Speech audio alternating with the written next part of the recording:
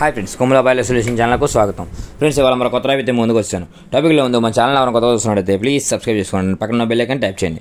ఆ టాపిక్ వెళ్ళిపోతే ఫ్రెండ్స్, ఇవాళ టాపిక్ ఏంటంటే బాయిలర్ బరస్ట్ ఎందుకు అవుతుంది, అందులో బాయిలర్ లో బరస్ట్ అంటే ఏమిటి, అసలు అది ఎందుకు జరుగుతుంది అనే దాని గురించి మనం డిస్కస్ చేద్దాం ఫ్రెండ్స్. ఇవాళ ఫ్రెండ్స్, బాయిలర్ ప్రమాదాలు అనేవి అప్పట్లో అంటే పాతకాలం రోజుల్లో ఒక 20-30 ఏళ్ల క్రితం చాలా తక్కువగా ఉండేవి.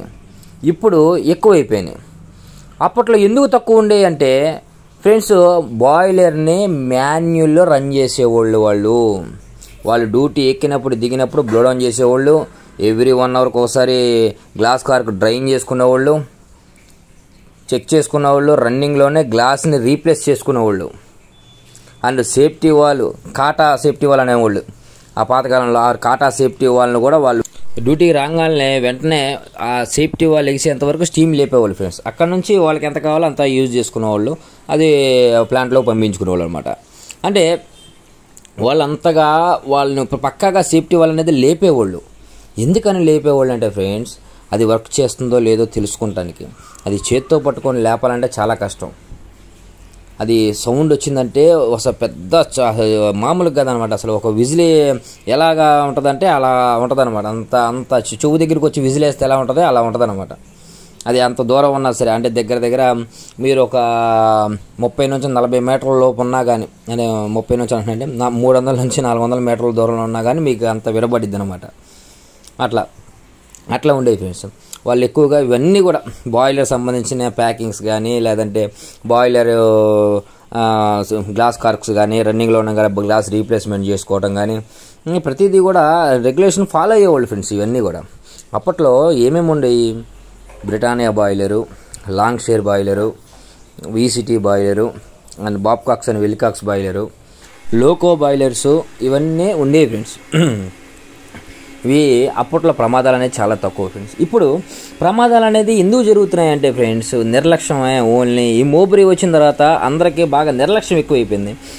ఏముంది, అది ఆటోమేటిక్గా రన్నింగ్ చేస్తుంది, మనం ఇవన్నీ మేనేజ్ చేయవసలేదు అని చెప్పేసి ఎవరు కూడా గ్లాస్ కార్క్ హ్యాండిల్ని పట్టుకోవట్లేదు, రాంగాల్ని బ్లో డౌన్ చేయట్లేదు, సేఫ్టీ వాళ్ళని కూడా చేత్తో పట్టుకొని పైకి లాగట్లేదు ఎవరు కూడా. అవి లాగకపోవటం వలన డస్ట్ పట్టేసి స్టక్ అయిపోతున్నాయి.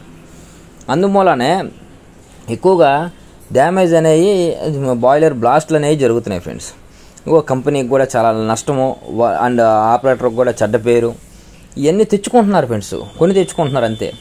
ఇవన్నీ మేనేజ్ చేసుకుంటున్నారు. బాయిలర్స్ ఏదైనా లీకేజ్ అయినా కానీ అర్జెంట్ పెడుతున్నారు అని చెప్పి అట్టాగా రన్నింగ్ పెట్టేస్తున్నారు అంతే. ఎవరు కూడా ప్రాపర్గా సరిగ్గా పట్టించుకోవట్లేదు సరిగ్గా. అందుకే నా ప్రయత్నం, నా తాపత్రయం ఏంటంటే, ఒకళ్ళైనా ఈ రెగ్యులేషన్ ఫాలో అయ్యి ఒక నెంబర్ 1 ఆపరేటర్ అనిపించుకొని ఉంటారని నేను ఈ వీడియోస్ ద్వారా నేను మీకు చెప్తున్నాను ఫ్రెండ్స్. అంతే తప్పించి మీరు ఫాలో అవ్వకపోతే నాకు వచ్చేది ఏం లేదుగా ఫ్రెండ్స్, అవునా కదా. అందుకనే నేను బాయిలర్కి సంబంధించింది నేను దగ్గరగా ఉండి, ఇది ఓన్లీ ప్రాక్టికల్ నాలెడ్జ్ ఫ్రెండ్స్. అంటే ఎవరు చెప్పరు, బుక్స్లో కూడా ఇట్లా ఎవరు చెప్పరు. ఓన్లీ ప్రాక్టికల్ నాలెడ్జ్ మాత్రమే నేను చెప్తున్నా ఫ్రెండ్స్. కేవలం ఆ మోబ్రీని చూసుకొని, ఆటో సిస్టమ్ కంట్రోల్ని చూసుకొని ఆపరేటర్స్ అందరూ కూడా చాలా నిర్లక్ష్యంగా వ్యవహరిస్తున్నారు ఫ్రెండ్స్. అందుకనే ఆ నిర్లక్ష్యం పోవాలి ఫ్రెండ్స్. ఎందుకంటే అది ఉండటం వలన ఏముందిలే ఆటోమేటిక్ నడిచిద్ది కదా అని చెప్పేసి ప్లాంట్లోకి వెళ్ళి ఏదైనా పని చేసుకోవటమో, లేదా ముచ్చట పెట్టుకోవడం, లేదా ఆఫీస్ దగ్గరికి వెళ్ళి ఏదైనా ముచ్చట పెట్టుకోవటమో, లేదంటే ఏదన్నా కొట్టు దగ్గరికి వెళ్ళి తెచ్చుకోవటమో, ఏదన్నా అవసరమైనవి అట్లాగా బాయిలర్ని వదిలిపెట్టేసి వెళ్ళిపోతున్నారు. ఈ వెళ్ళిపోయే క్రమంలో ఏమవుతుందంటే, మళ్ళీ మనిషి రాగానే చూసేసరికి గ్లాస్ కార్క్లో వాటర్ అనేవి ఉన్నట్టు కనపడుతున్నాయి, కానీ లేవు అందులో.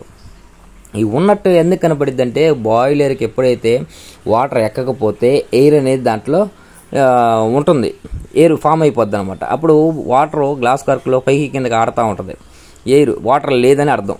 అప్పుడు హ్యాండిల్ మనం ఓపెన్ చేసుకుంటే గ్లాస్ కార్క్ దగ్గర మళ్ళీ క్లోజ్ చేసుకుంటే కరెక్ట్గా దాంట్లో ఉందా లేదా అర్థమైపోద్ది. అవి వీళ్ళకి ఆపరేటర్లకి ఏంటంటే ఉన్నట్టు కనపడిద్ది కదా, ఏముందని చెప్పి మరి నిర్లక్ష్యం చేసేస్తున్నారు.